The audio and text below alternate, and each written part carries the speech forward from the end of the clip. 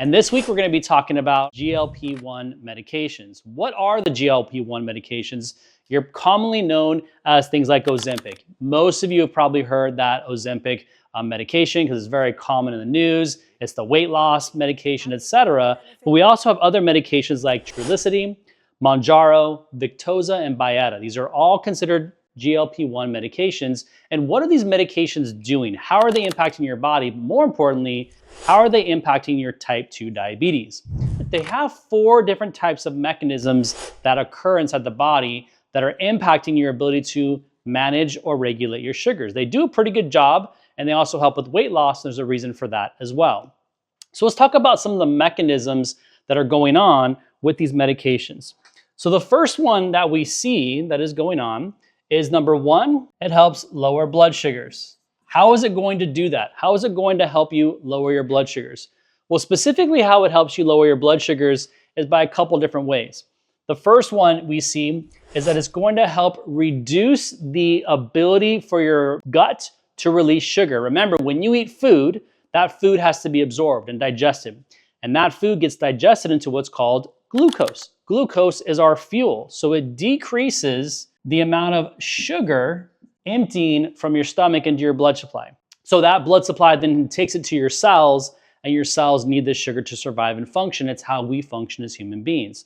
So number 1, it lowers blood sugars by decreasing the amount of sugar coming into your body from the gut from absorption of food.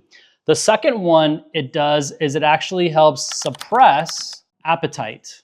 Now, suppressing the appetite is where you lose weight. So if you don't feel hungry, you're not going to want to consume as much food, or you're going to feel satiated faster, which means you're not going to consume as much calories, which helps you to lose the weight. And this is why it helps you lose the weight, because in the gut, it's going to send a mechanism or hormone back to your brain saying you're full, you don't need any more food, which means you're suppressing the amount of calories you're consuming. The next one is where we start to see a lot of this action placing by reducing your blood sugars. And the way that it does that is starts to increase the amount of insulin produced by your pancreas. Remember, your pancreas produces the insulin, and that is going to happen when you have food or sugar being released from your gut. So once you start eating and consuming, your pancreas is being primed, indicating there's food coming in. Your gut is going to absorb that, break it down, and then release it into glucose or sugar. And then insulin will be released by your pancreas. So it's going to increase. So if you increase the amount of insulin into your bloodstream, it's going to push more of the sugars into your cells. I have a diagram. I'll show you what that looks like here in a second. The last thing it's going to do is it's going to suppress or reduce glucose production by the liver. Now, what does that mean? So that means what's important to understand is that your body is constantly looking for fuel. It's like your car constantly looking for fuel when you're driving down the road. It's constantly being produced by the tank of your gas. So your body is no different. So when you consume food, that's going to provide enough sugar or fuel for your body for about 3 hours. After that, the sugar is being utilized by your organs, tissues, or systems, or your cells, or your body is going to store it for future usage. Well, one of the areas that gets stored is in your liver. And when your brain is needing sugar or your organs, when you haven't consumed food for a while, you need to produce the sugar. And that production happens in your liver, and this production is reduced. So if we look at everything as a whole, this is why your blood sugars are going down. Because number 1, it decreases your gut from absorbing and releasing sugar into your bloodstream. It's going to suppress your appetite so you don't consume as much food. If you don't consume as much food, you don't have more sugar production from the gut. You're going to increase the amount of insulin. Increased insulin is going to push more sugars into your cells and tissues. And this last one is reducing the ability for your liver to produce glucose when you need it from times when you're not eating for long periods. That could be from the overnight when you ate at dinner time and you're not eating till breakfast, or later on the day if you're doing intermittent fasting. These things need to happen. This is very important to keep you alive and surviving. But this may help you lower sugars. It may make things look better on paper, but is it actually fixing the problem? No. And this is the reason why for most individuals who are taking these types of medications, what happens over time? They have to keep on increasing the medications or adding additional medications on, because remember, type 2 diabetes is not a blood sugar problem. It is a cellular disease. And what do I mean by that? Well, let's take a look at the diagram. If we look at the diagram here, we can see this is what actually happens inside your body when you consume food. So in this example right here, we have your arteries and we have glucose or sugar and insulin in circulation after you've consumed food. Now the goal is to get this glucose into your cells. That's where they belong. That's where the action happens. If it stays in your bloodstream, we know how dangerous that can be over time. It's very damaging and it increases your risk of developing type 2 diabetes. So essentially, high amounts of glucose in your bloodstream is not the cause. It's the inability to get the sugar into the cells. And why does that happen? So if we look at everything here at a glance, and we see on the cell situation, the insulin will grab the sugar and pull it down to the cell. This is a very simplistic way of looking at this. There's a lot more biochemistry involved, but to make this easy for you to understand. But the insulin will come down to the cell into what's called an insulin receptor. Think of a receptor as like a door lock, right? And so the insulin is the key. So it's going to unlock the door that's going to allow the cell to open the door to allow your sugar to go into the cell. That's where the engines of your body is, or in your cells are, right? Think about your car again. You can put gas into the gas tank, but if the gas doesn't get to the engine, where is your car going? Not very far. The same situations happen in your cells, but think about this if this is hundreds of thousands or tens of thousands or millions of cells that you can't, this is not occurring. Well, it's gonna be very damaging. You're gonna have a lot of problems and increase the risk of complications that are associated with diabetes. But in this scenario right here, what we're seeing is the ideal scenario, right? The insulin grabs onto the sugar, pulls it down into the receptor, that opens the door, remember the key and lock, this goes into the cell, the sugar, and that's how it's supposed to function.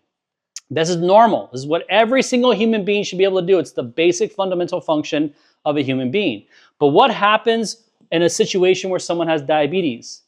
All of this is blocked. This blocking mechanism reduces the ability for the sugar to get, first over the insulin to get to the receptor and the sugar to get into the cells. Now, what happens if your sugars can't get into your cells? Where's it gonna go? It's gonna go right back into your bloodstream. And what's it gonna cause? Elevated glucose. So now you've got high sugars, and then you go see your doctor and they do a blood test on you. They see high sugars in your bloodstream telling you you have type 2 diabetes. So if your focus, if we go back over here, if your focus is only to take medications to lower your blood sugar, like these medications do right here, is this ever going to be fixed at the cellular level? Is this going to be fixed? No, never. So this is why when you start taking a medication like the GLP-1s, oftentimes it needs to be increased. And when they no longer work, what happens? Additional medications is added on because the focus is to try to lower this. It's to try to lower the sugar, which is never going to fix this problem. So then what needs to be done? We have to identify what is going on here. What problems are going on here that are blocking this area from allowing sugars to get into the cell? And that is the question you want to be asking, because you have to make a decision. Are you comfortable just managing your sugars using medications like this? Which is going to help you lower your sugars, but over time as these sugars continue to go up, why? Because whatever this is in your body will continue to damage more and more and more and more cells. And that's why your sugars start to rise again, even though you're probably doing all the right things or trying to do all the right things. And so what's the recommendation? More medication, increasing dosage, et cetera, and you progressively get worse with your diabetes. The other option is you can say, okay, I no longer want to manage my sugars anymore. I want to find out what this is. And this is where it comes to comprehensive analysis. You have to comprehensively evaluate someone to find out what specifically is going on to create a customized solution to fix this. And when we start removing these problems, guess what happens to your sugars? They start to go down naturally. And when they start to go down naturally enough, as you fix 1 cell, 2 cells, 3 cells, 10, 1,000, 10,000, 100,000, what happens with the use of these medications? They start to go away. And you don't need them any longer. And now that your body is able to function optimally, guess what happens to your weight? You start losing weight naturally because your metabolism will increase. You'll feel better. You have better energy, better quality of sleep, more motivation. You're functioning better because remember, your body is made of cells. And if the cells are unhealthy, you're unhealthy. So remember, when you're focusing on diabetes, it's not what medication will help lower my sugars, what's the best one, what diet is the best one to lower my sugars, what exercise, how much weight do I need to lose. The real focus is we have to identify what's causing your cellular damage. Once you figure this out, you'll be able to figure out really what's going on, and then it's easy. It's easy to fix after that because then it's putting together a customized solution.